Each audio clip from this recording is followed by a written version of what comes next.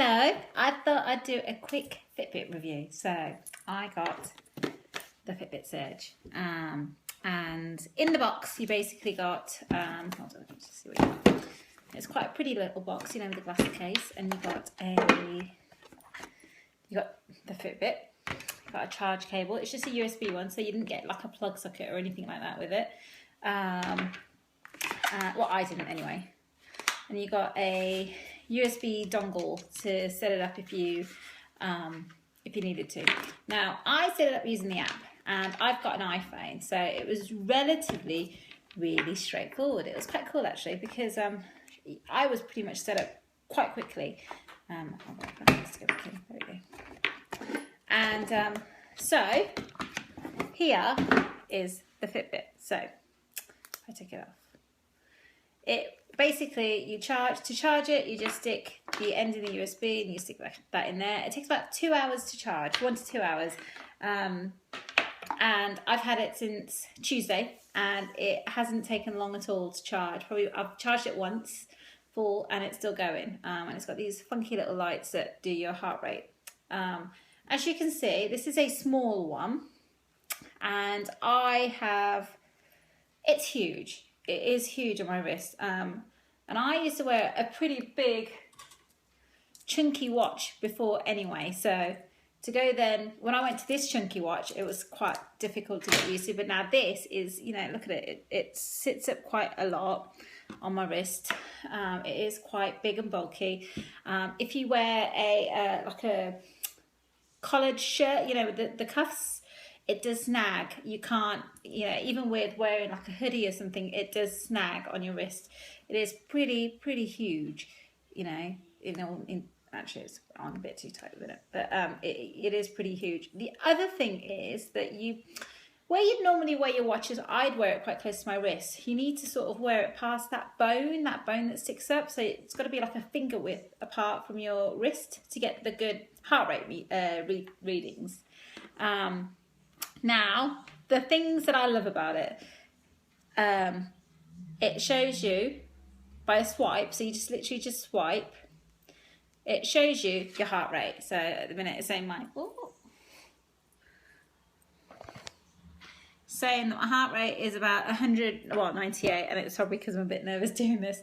But it shows your heart rate, and the heart rate I would say is pretty accurate. The only thing that I found was when I was at the gym, if I was running, it literally was pretty much very similar to what my Garmin VivoFit heart rate monitor said. Slightly out, but not massively. And what, you know, the handrails, the metal bits on the treadmills, it said it was quite similar to that.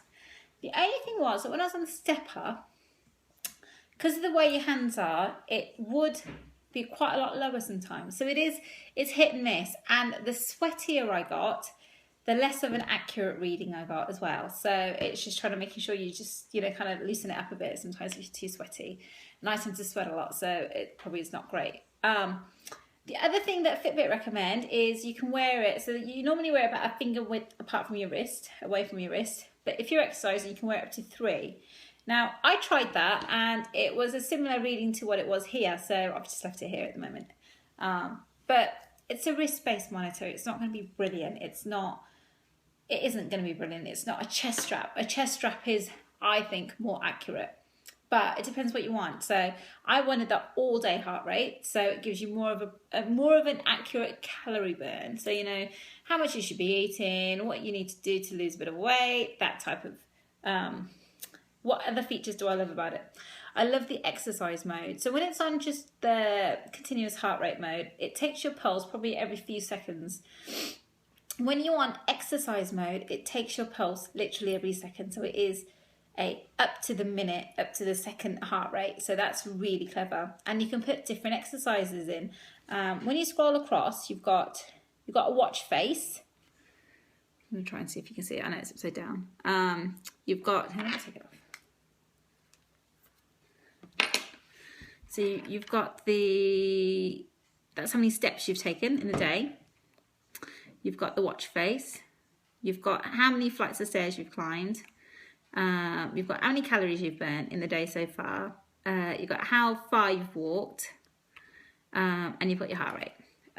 So yeah, it is Oh, pretty cool. So then if you then go up to, if you then hit the home button, you can then go into the different modes. So you've got like a run mode, and if you click on the run mode, you've got a free run, which then uses GPS. You've got a treadmill run that just uses heart rate. You've got a lap run, which uses GPS and heart rate. And then you've got free run again. So if I come back out of that one, then you've got exercises, and you can add a few of your own in. So you've got hike with GPS.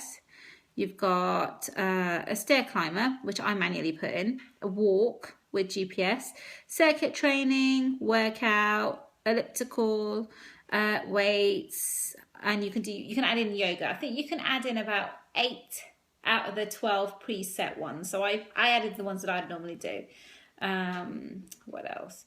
And then you've got alarms. So you can have a silent alarm. So it's very much like the Fitbit Flex, where you've got a silent alarm, which is quite cool. So in the morning, I have my snoozy alarm, which usually annoys my husband. It actually just vibrates on my wrist, so I know my snoozy alarm.